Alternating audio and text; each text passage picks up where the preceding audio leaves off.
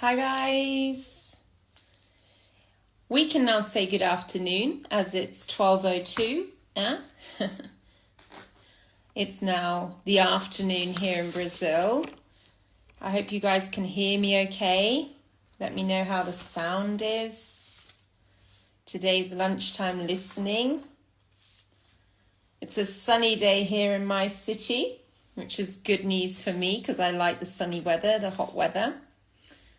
Let me know if you can hear me okay, because sometimes I worry that the microphone connection is not okay.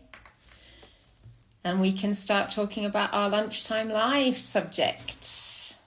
I know it's, good, that sounds okay. I know it's the afternoon in the UK already, but over here in Brazil, it has just turned the afternoon. Okay, so now we can start our lunchtime listening. Good, I'm glad that the sound is okay. So today in our lunchtime listening, for who is new here, I'm Rachel, and I have created a project every Friday, midday. We will practice our listening skills with what we call a lunchtime listening. Okay, lunchtime listening is a moment for you to hear me speaking in English and for you to practice your listening. You might not understand everything, okay, but try and understand the context of what I'm saying, okay? So if you're an intermediate level, upper intermediate, advanced student, there is something for everybody here in lunchtime listening, okay? So it's not supposed to be a stressful experience. It's supposed to be an enjoyable experience, okay? So try and find some enjoyable facts and interesting information in today's live. So in today's live, we're going to be talking about the King's Guards. So until last year, they were called the Queen's Guards, yes? And you will probably know them from their very distinctive uniform. You see them outside of the palace and castle in the UK, in London. So they wear a big black hat and a red jacket, black trousers, and these are called the King's Guards because now there is King Charles III, okay? Queen Elizabeth II died last year, and now her son, King Charles, is the king, and so they're called the King's Guard, okay? The King's Guards are made up from 5 regiments, okay? So not everybody can be a King's Guard, okay? They are selected from 5 regiments in the British Army, okay?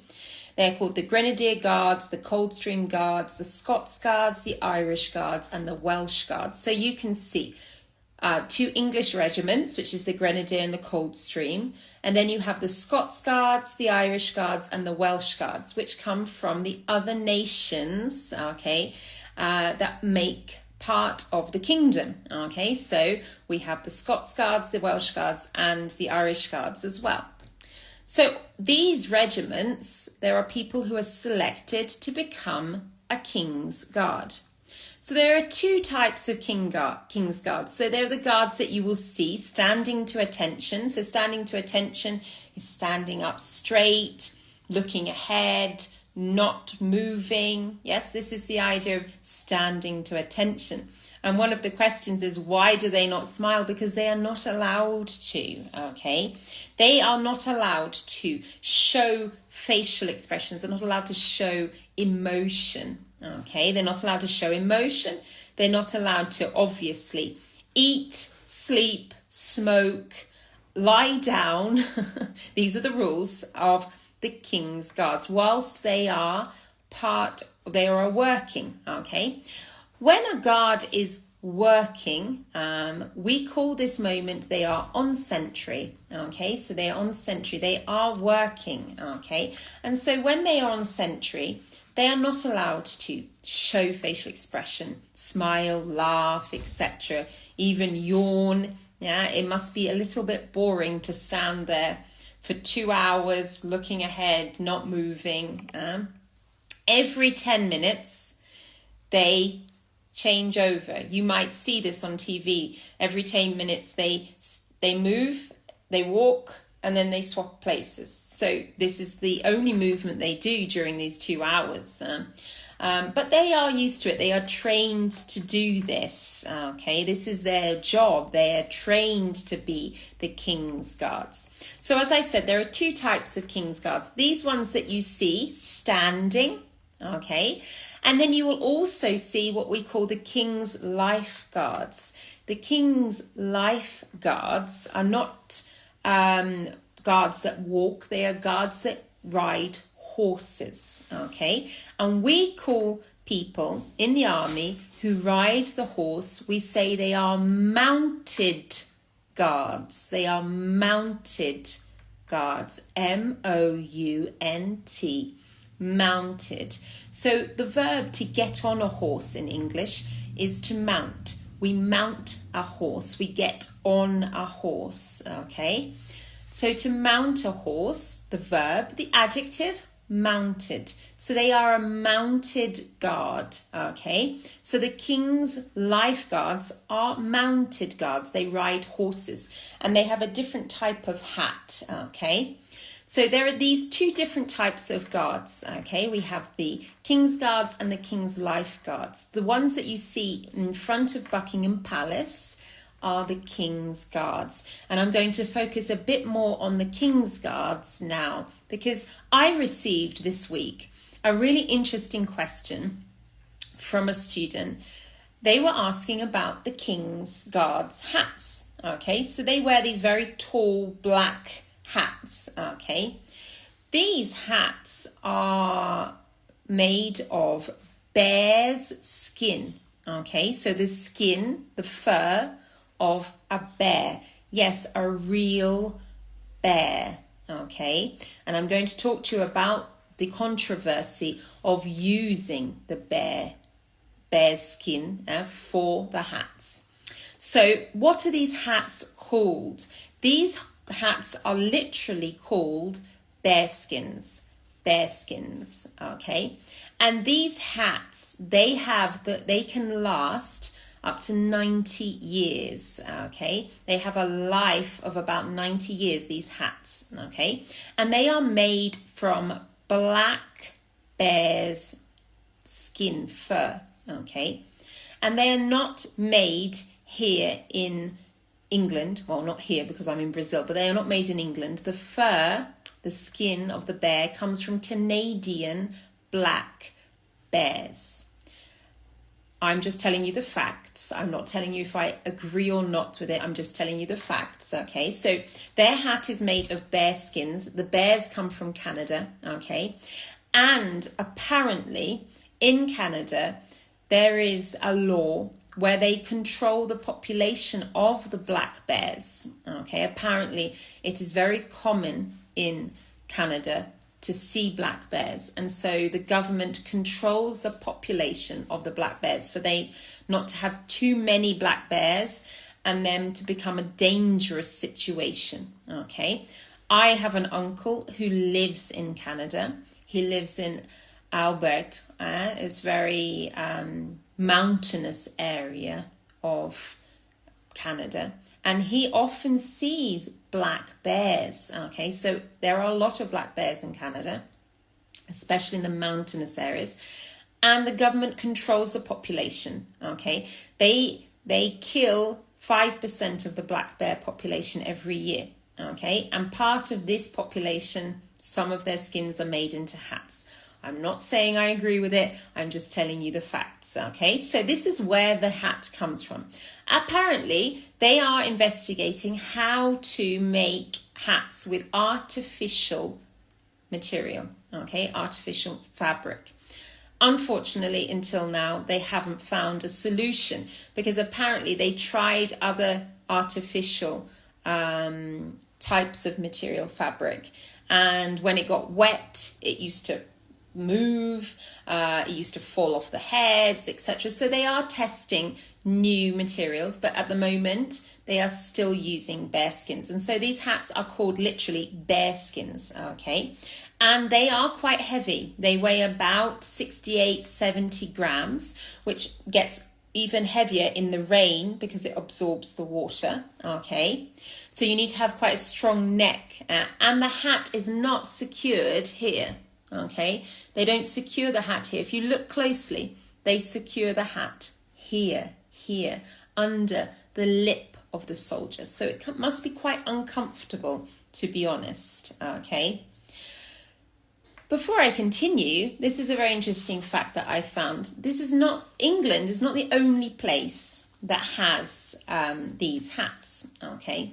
So these hats first started being used because they're not really hats that you would use in a war, would you? You wouldn't go to war with a big hat like that, would you? Not very good to camouflage yourself with a big furry hat.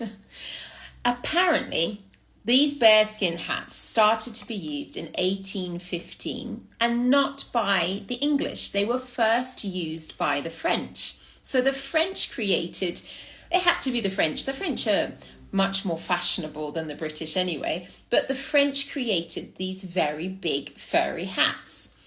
And when the British fought Napoleon in the war in 1815, they saw these hats. And the hats were the idea of becoming majestic and standing out and appearing more on the battlefield. And so the British saw the French using these extraordinary hats and said, what a good idea. Let's create some furry hats too. And so that's when the British started using bearskin hats, okay? And they are very tall. They're 45 centimetres tall. Can you believe it? And so they are very tall. The idea is to draw attention, to make them look majestic, make them look important. And obviously, nowadays, they are very distinctive. I mean, people think of England, they think of bearskin hats, they think of these hats. People know the soldiers, they are very famous. And nowadays, not just in England do armies use the bearskin hats, but in Belgium, Kenya, and even some part of the Connecticut State Guard in America use bearskin hats. Okay, so it's not just English soldiers that use the bearskin hats. But I found it quite remarkable, this idea of we didn't invent the bearskin hat. Actually, we saw it. They saw it on the battlefield, and they decided to adopt this French idea of wearing these very big hats. And so this week, I received a question not about what are these hats made of or how tall are the hats, but the question from the student was, why do some of these hats have what looks like little ears on the hats? Okay, so I'm going to put in my stories a picture for you to see, but there is basically two little, what look like ears on the hat. And the student said, why has the hat got ears? Why would you invent a hat with ears? Okay, so they're very small, little tiny pieces here on either side of the hat. And I was like, I don't know. Why would you have a hat with ears on? And I started to investigate for the student, and this gave me the idea for this live. And so these little tiny ears on the hat are not ears. They are there to hold the feathers, okay, the feathers. Feathers come from birds, okay, so these feathers, these colourful feathers, show people which regiment the soldier is from. Remember, I told you at the beginning of the live, the King's Guards come from 5 different regiments in the army. And depending on which regiment you come from, which colour feather you are going to use in your hat. And so these little ears are actually the places that you put the feather in. And so that's why they are there. And if you see these little feathers in the hats, you now know that they are there to show people that that person is from the Scots Guards or the Irish Guards or the Welsh Guards, etc. Okay, and each regiment has their colour. For example, the Grenadier Guards use white feathers. Okay, the Irish guards use blue feathers, okay? And you can also tell, apparently, I wouldn't know, but apparently if you're in the army, you can also tell by the different buttons on their jacket, tells you which regiment the guard is from. So there's a lot of details. For example, that very bright red jacket. Yeah, so we have the black hat and then we have the very red jacket. Why would you wear a red jacket? So the idea is, again, to show people on the battlefield, to make it clear that you are there, okay? And one of the reasons that apparently is that our eyes, the last colour we can see is red. And apparently that helped in the old days on the battlefield. Nowadays, people use camouflage, but in those days, people used red in the battlefield, okay? One question that I saw appearing here was about why do they not like people to take pictures with them? So if you go to Buckingham Palace, it's quite rare that you can get near these guards nowadays because of terrorist attacks. But there are some points near Whitehall, near the Horse Guards, which is another big building. You can see these guards and people do try to take a picture with them. Generally, it is not allowed, okay? They don't like it. If you are going to take a picture with them, I suggest that you don't get too near them, okay? Because it is their job, okay? Their job is to be there to protect. They are armed. You will see that they have guns. They have a gun because they are there to protect the king. So so when I was talking about taking a picture, I was reading about how they are allowed to tell people to move. Okay, so imagine some tourist arrives there, I'm going to have a picture, and they go up and they try to take a picture with the guard. The guard can shout, "Make way for the king's guards," very, very loudly. I have seen this happen once when an American tourist tried to take a picture very near to the guard, and the guard shouted, "Make way for the king's guards," which means, in other words, move. So it's a very difficult situation for the guards. And if you are a tourist, I think it's probably better to take a selfie from a distance than to go up and try to take a picture near them when they are working. Okay. So we were talking about their uniform. Okay. We spoke about the feathers, the buttons, their hats. Okay. What is funny is that the British Army do not call the bearskins hats. They call them caps, okay? Like a baseball cap. It doesn't make sense. It's too small. It's too big to be a cap, but that's what they call them. They call them bearskin caps, okay? And these King's Guards have been standing in front of Buckingham Palace since 1660. 1660. Can you imagine how long these guards have been standing? It's a very, very long tradition since 1660, since King Charles II. Now we're in King Charles III. Yeah? King Charles II, we have had these guards in their red uniform with their big bearskin hats standing to attention outside of Buckingham Palace and St. James's Palace, okay? So they are there with one job. Their job is to protect the king. Their job is to protect the king. So we've learnt about their rules as well, that they're not allowed to eat, sleep, smoke, sleep whilst they're there, okay? They are there to do their job. And when you go to England, I invite you to go and watch what they call the changing of the guard. So once a day at 11 o'clock, you can see the changing of the guard, which is a big event to watch. You can see the band and the guards arriving. This is the moment when the guard is changed, okay? So this happens at 11 o'clock, and it comes with a lot of pomp and circumstance, a lot of traditions, and generally it happens. If there is a problem, they cancel it, but normally it happens every day. Okay, and it's a great spectacle to watch if you are interested in seeing something like that in real life. And so that is all about the King's Guards. And what I really enjoyed reading about their details of their uniform and why they wear red, where their big black hats come from, and why we can see these different coloured feathers. So now you know, when you see the King's Guards, you can say, I know why they wear those hats, because they copied the French. I know why there's a feather in their hat, because they're showing their regiment.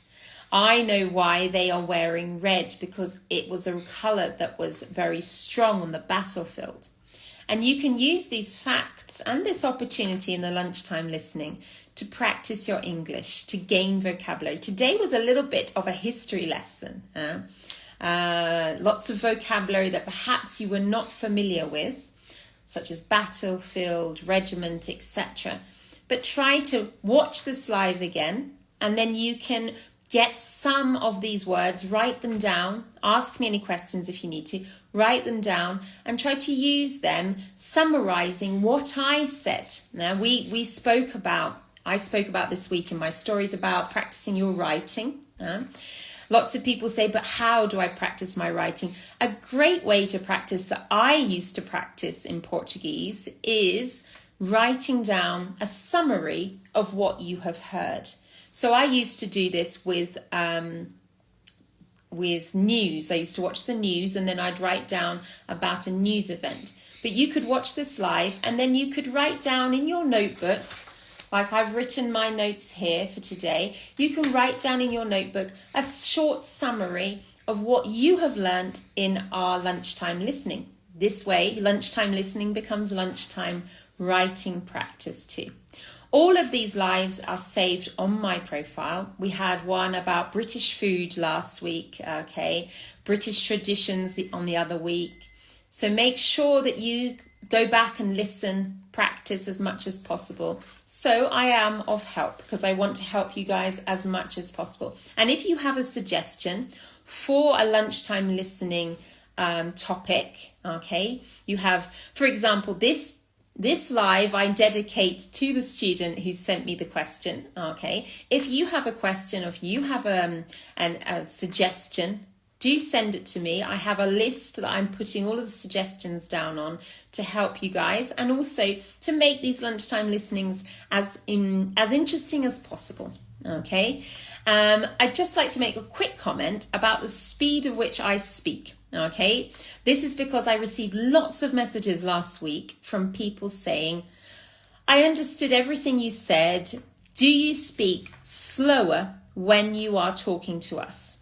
So there are two things here that I would like to talk to you about. The first one is that yes, I speak slower when I am reading and thinking and speaking by myself. So I'm not having a conversation with somebody. I know you guys are there, but no one is speaking to me. So I'm thinking all the time, what am I going to say? How am I going to say it, etc. I am processing my notes, because these are my notes here. And I look at them and then I try to think of how I'm going to explain it to you. So at sometimes I'm thinking. And when you're thinking, there are moments when you speak slower. Okay, for example, now. And the second thing is that, yes, there are moments when I'm in talking to my husband or talking to my students and I speak quicker. And there are moments when I speak slower. In this live too, there are moments when I am speaking quicker because I start to get enthusiastic about the topic.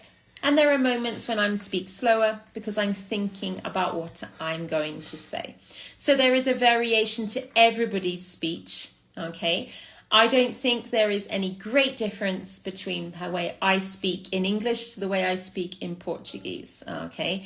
And one day, I hope soon, I'm going to invite one of my friends or family in England to do a lunchtime listening with me. And you can see that their speed of speech is almost the same. Okay, so if you liked lunchtime listening, remember I almost spoke in Portuguese, not allowed to speak in Portuguese, Rachel.